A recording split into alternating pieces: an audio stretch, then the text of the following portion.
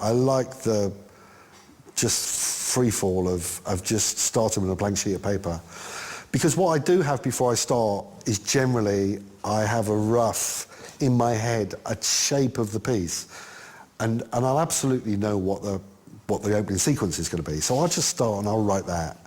And I kind of know where I'm going, the kind of area, so I use that as a guide. With a show like Hustle, I have no idea, because the way that Hustle works is that it gets ever more complicated. It's a bit like painting yourself in a room, you know, painting the floor and end up in a corner. And I just do that, and I get to page 55, and I've now got 10 pages to explain how they got out of it in flashback, and at that point, I swear to you, I have no idea. I sort of work it out in my head, but not in order. So I haven't got scene 1, scene 2, scene 3, scene 4, scene 5, and on paper at all. I've just got all these notions, some of which are weak and some of which are strong, and then as you're writing, and there's suddenly a weak one can become strong and a strong one can become weak, and you just follow it. It's like surfing it almost. Look at me, what a daredevil. What an adventurous man I am. But it is, it's like you just sort of slalom your way through it and see what's working and what doesn't. I come up with a plot structure that I know will get me through a first draft. I come up with a plot structure that just says, right, that will happen there and that will happen there and this will probably happen at the end. I can write this now. And, you know, I use that to get through the first draft, but I see the first draft as toilet paper, basically, you know. I mean, the first draft to me is just a bunch of notes. I love things that, a funny image that are, like one thing that struck me as funny recently, I may well be proved wrong, is it's the idea of Roy with no shirt on in the office. For some reason, Roy walking around the upstairs area with no shirt on really made me, I just thought, that's funny. You know, that's a funny image. And then I just started, how can I engineer that? How can I make that happen? And what are the ramifications? I usually try and build a plot from those kind of moments that aren't satire, they aren't explainable. You can't say, well, this is a parody of such and such. It's usually things that are like, as I say, born from the subconscious and are more interesting because they're kind of dreamlike in a weird way, you know what I mean? Mm-hmm. For state of play, I knew it wasn't a political thriller, it's just a story about, you know, two characters, one of whom happens to be a politician. And I know it was more defined as a political structure by the time I'd written it, but I didn't storyline that at all. I started typing and I got 10 pages in and going, oh my God, he's dead. Sonia's dead. She's dead. What's going on here? And you go, well, you better work it out because you're getting paid to do it. And I love that. I love turning corners without seeing the bends. So you don't sort of sit there with index cards working out? I've had to, in the last 2 weeks, I had to, because there was a time imperative on the script. But, yeah, I like not knowing where I'm going to end up. You know, kind of taking a leap, but not knowing where you're going to land it's a really respectable way to write. Do you ever find that you've painted yourself into a corner? Oh, yeah. But I love... Yeah, no, it is. I mean, it's a multiple split personality in a really healthy occupational way where you're going, oh, you think I can't get out of this one? I think I can't. And I have to talk to myself like that all the time going, yeah, bet you can't. And it is professional petulance. And I love proving that I can when the odds are against me. Queer as Folk was a nightmare because it was just this, you know, right about gayness. So it was like, there's the whole world. That was like too bad. I spent a long time walking around in a proper old panic about that because it was just too wide. It was like, it's like saying to be right about everything. And like, where do you start? And then I just met these two people. I was like clubbing in Manchester and I met these two people, one of whom was just two best friends, and one of whom was just completely in love with the other. And the other knowing it but never recognising it, and they'd been best friends for like 10 years and they were both suffocating each other, and I just thought, oh, that's it. And I thought that's it because I've done that myself so many times, stuff like that, unrequited love, being the chimp at the side who just... The more pain. More pain, exactly. But, you know, I just thought, oh, there's a story. That's, if you're writing about the gay world, that's a story I could use to pull myself through like a guide rope and get my way through it. So it tends to start with just one thing, and then you see if that echoes. And that sort of leads us on to characters. So that's an example of you kind of plucking some characters from real life. But if you're in a situation where you're having to invent a new companion for the Doctor or something. Yeah. Where do you start with that? It's a terrible answer to that because it's just instinct. I just sit down and start writing them, and that's what I'm good at. I am good at that, and I don't sit there with a pad of demographics and things like that saying, oh, she must be this, she must be that. I just know her. Just Rose Tyler, I just know her. I just know from the moment they asked me to do Doctor Who, I knew what the companion would be like, I knew where she's from. And that's a very specific example, it's a very iconic character in a way, but that's it. I'm like that with... I know some people sit down and draw up lists of where these characters went to school and what knickers they wear and what they have for breakfast and do they smoke or not, and I don't do any of that. It's why I'm a writer. I can imagine characters and I can imagine their voices, and I'm good at writing their voices as they would sound, and it just comes out. I think there has to be something that you have to recognise something of yourself in there. There's got to be that empathy. I kind of bring different aspects together of people that I know or people that I've met, and I kind of mix and match. It's almost like Mr. Potato Head. What you add to that then is a research. And in the case of Hustle, you come out with the character of Mickey Briggs. I had a mate who was effortlessly cool. You know those that I could never do. You know, I always stub my toe when I go to the bar. The door always closes in my face. It doesn't happen to me. I've got this friend. It's ridiculous. He doesn't even walk. He's on wheels. He just glides. Sorry to have kept you good people waiting. Traffic was awful.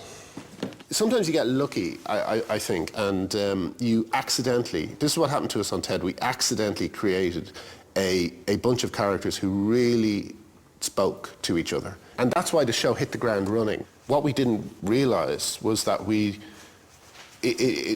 were all separate people. But when we brought them all together, it looked like a family. That's the key to it. And that's why I think it was such a big success right off the bat. Hey! They on? Oh, the are, Ted. Oh, wait now. What? They've gone off again.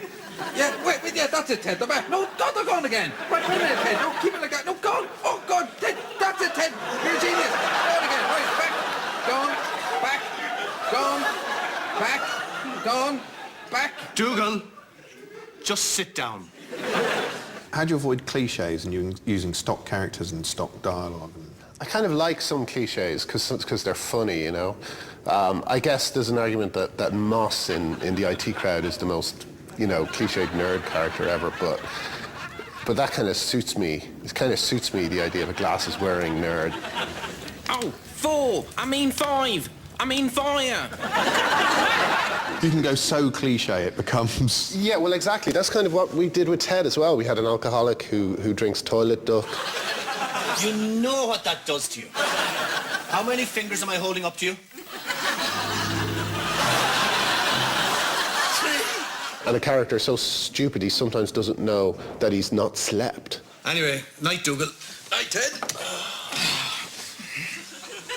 Oh, damn.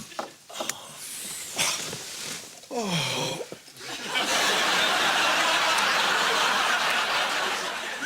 No, Dougal, it's not morning. I just switched on the light again to wind the clock. All right. Sorry about that, Ted. People might have noticed I'm not the most naturalistic of writers. I like broad strokes and big comic moments and big gags and chunky jokes. 3 people in one. I mean, most characters should be a good 3 people you know. So you don't literally pick. I mean, Frank in Shameless is 3 to 4 people, both male and female in my family. They never know which bits are them. They'd all pick the wrong bit, just when it's quite kindly at Christmas or something like that, and go, well, that's more like me. No, it's not. You're that twat.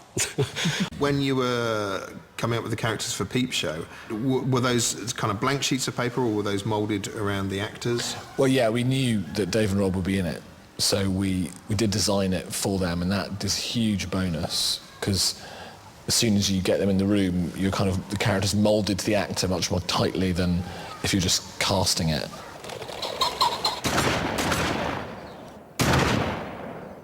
I got it! I got one! Congratulations. You've killed a sentient being. Richard Moss was created for Richard Ayoade, but we had to find Chris O'Dowd, we had to find Catherine, but I knew I always wanted Matt Berry, and I always wanted Richard Ayoade, With EastEnders, I worked out, as I progressed, and in the last 2 or 3 years I was there, I was a series consultant, And I just worked out that the characters that really worked were the characters that were quite close to the actors.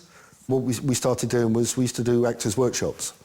So we'd literally trawl and get 20 or 30, 40 actors from London into a rehearsal room. The Slater family was a good example of that. We just literally got 30 actors over 3 days in a rehearsal room. The first person that stood out for me was Jessie Wallace.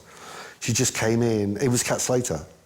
Jet black hair, really filthy laugh, blinged up, short skirt. It was like, wow, fantastic. So we took Jessie and then gradually saw who kind of did that, and then Casey Ainsworth and the Slater family came together. What are you doing behind there? Don't tell me you've gone and got yourself a job. Don't get too excited. Just helping a donut in distress. The casting of EastEnders there, or creating those characters, that almost sounds like casting a reality show, in a way. Yeah, but you know, it's not many miles away. I mean, that's what EastEnders is. You know, that's the con, isn't it? Isn't that what we're saying? Aren't we saying that Albert Square actually exists? I think it's just the way that you approach things. I think it's the way that you do things. And the genesis of Life on Mars was, and Gene Hunt, was that we wanted to write the Sweeney, but the Sweeney didn't exist. So we said, well, can we write the Sweeney? Can we do like a period piece? Can we do that again? Because what was interesting was obviously the pace laws had come in the meantime. So modern police dramas, you can't beat people up anymore and throw them down the stairs. It's not allowed. And it's worse than that, it's unrealistic. So can we do a period piece? That's really not going to work. Okay, well, how do we get there then? And once we started on that process, it kind of just slotted into place. And Gene Hunt was basically Jack? Gene Hunt was Jack Regan. Police, stay where you are. You're Nick Sonny. So you got your Vickers in a twist. How important do you think a character's name is? The brilliant thing about working with Arthur was we used to enjoy naming our characters so much. Like we just had endless fun doing it. You know, Noel Early, you know, Noel Furlong. I'm trying to. Pat Mustard, who's the name of the milkman in Speed. These names, we just love them. Pat Mustard, immediately the character just pops into life in front of your eyes. On my own, I'm not as good at it. I can't quite do it. I can't quite decide on a name. I can't quite commit. One of the reasons why the IT crowd took so long to find, to kind of find its legs was because I couldn't decide on Roy's name. First of all, his first name. Took me forever to come up with Roy. And you know, only 3 letters. I know. And then, well, it's very different to, if I called Roy Jim, that's a different person. And so I was thinking, you know, I was almost literally thinking, is he a Jim or a Roy? Or is he a Phil? Or is he a Paul? You know what I mean? And it drove me nuts.